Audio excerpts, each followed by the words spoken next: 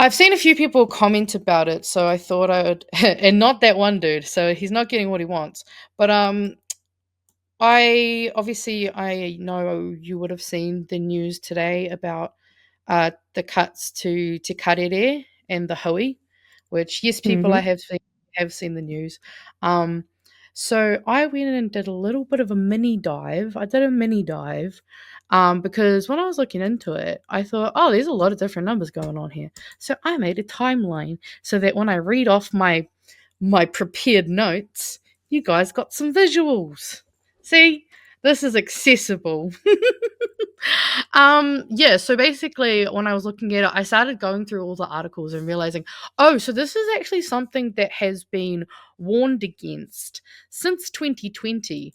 And funnily enough, actually, Mihingarangi Forbes in 2020 posted on Twitter, we hear plurality of voices, but not for Maori media sector. Where does this leave the Hui and Te Karere and Marae TV?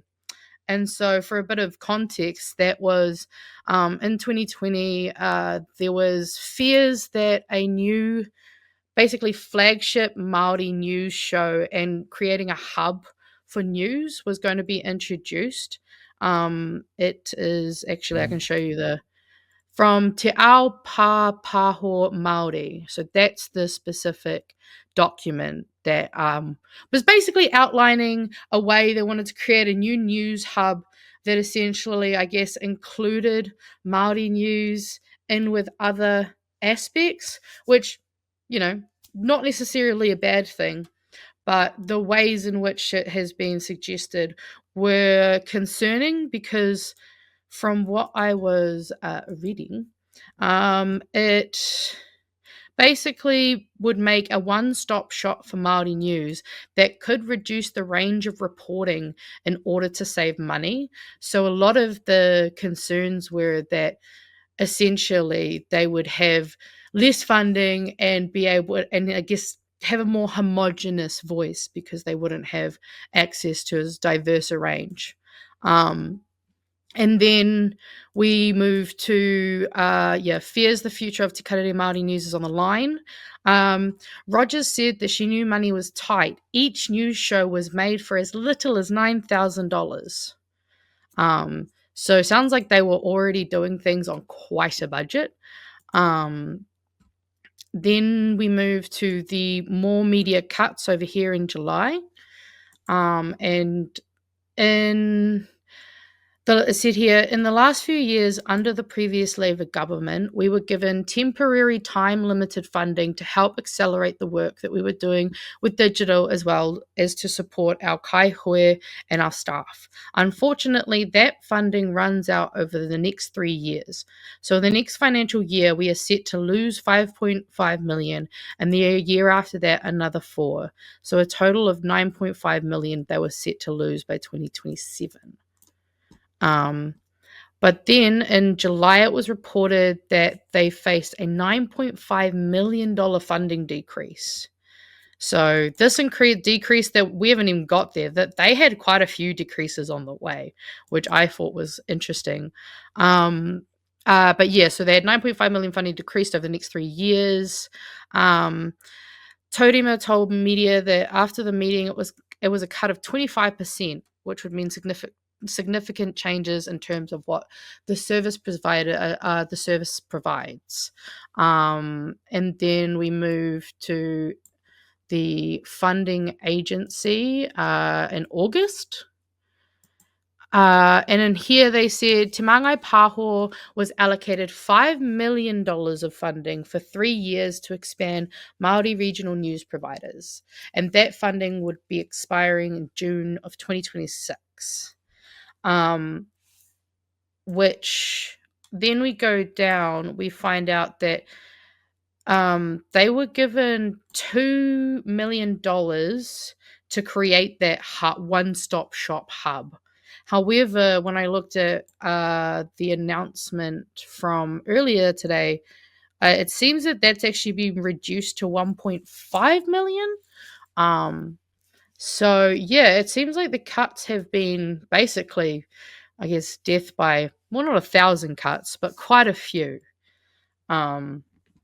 And I just thought it was really interesting that Mihi she called it, because obviously the hui has been cancelled completely, which is just absolutely disgusting, to be honest. I was livid when I saw this today. And Te Karere has had they've gone from 2.5 to 1 million. Like, that is a huge fucking drop. And so we also had the Greens put out a little media release, which I will just swap out for yous. But yeah, so Huhana Linden, the Green Party is gravely concerned about a major cut to funding for the flagship Māori News and Current Affairs program, Te Karere and the Hui by Te Māngai Pāho. This is a terrible outcome for Māori media and sadly consistent with the government's continual undermining of our culture.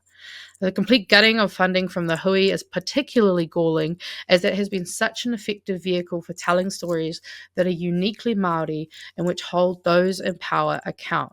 Which I thought was a really, really good point, because I believe it was the Hui that did an interview with Tanya,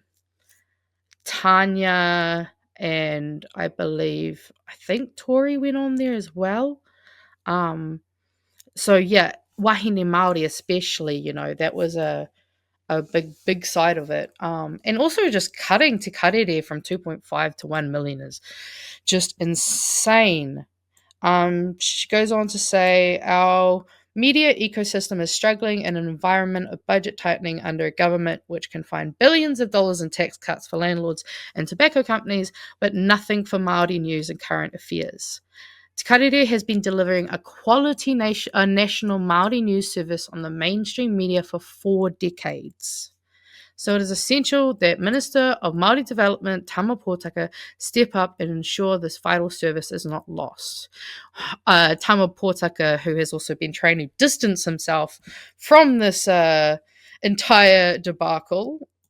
And yeah, because actually I think it was in the Discord as well, someone brought up, with these cuts to Te Karere, places like Wātea and ourselves are becoming more and more important as it goes, because this is huge. Like, we've already seen massive cuts, obviously, to TVNZ and the 3 that got sold or whatever the fuck. And so, yeah, this is just another attack, not on just media, but another fucking attack on Māori. And you know what? I'm fucking sick of it. But yeah, instead of investing more, cuts. And that's my story. I made it just in time. Someone just brought up Mihi Rangi always calls it. That's why they call her a conspiracy theorist. Yep. She's our girl who knows about the Atlas Network and was calling David Seymour out for it. And that's the thing, is often wahine Māori are often at the forefront of these things, but because of the way that, that profiling, that stigmatizing, Māori women who are outspoken and assertive in their knowledge are often treated like bad people who are, it's like Salem witch bullshit, basically, but on crack, because they're women of color. And it's just, yeah, she's onto it. And I'm gutted to see this happen, but I'm also gutted to see that technically, I will point this out, this timeline does start in 2020, which means this did start under the Labour government, which I'm also very disappointed to see. But it does seem like there has been some acceleration, as with most things with this government, in terms of the fact that the cuts have been coming a lot faster. So yeah, and also fair point, like meth, too Americanized. But yes, that is the story, and I hope we see more coming out of that, because I'm not happy. Unfortunately, a story that seems to be quite buried at the moment. under Oh, everything else going on. yeah, well, that's the thing is there's so many things going on.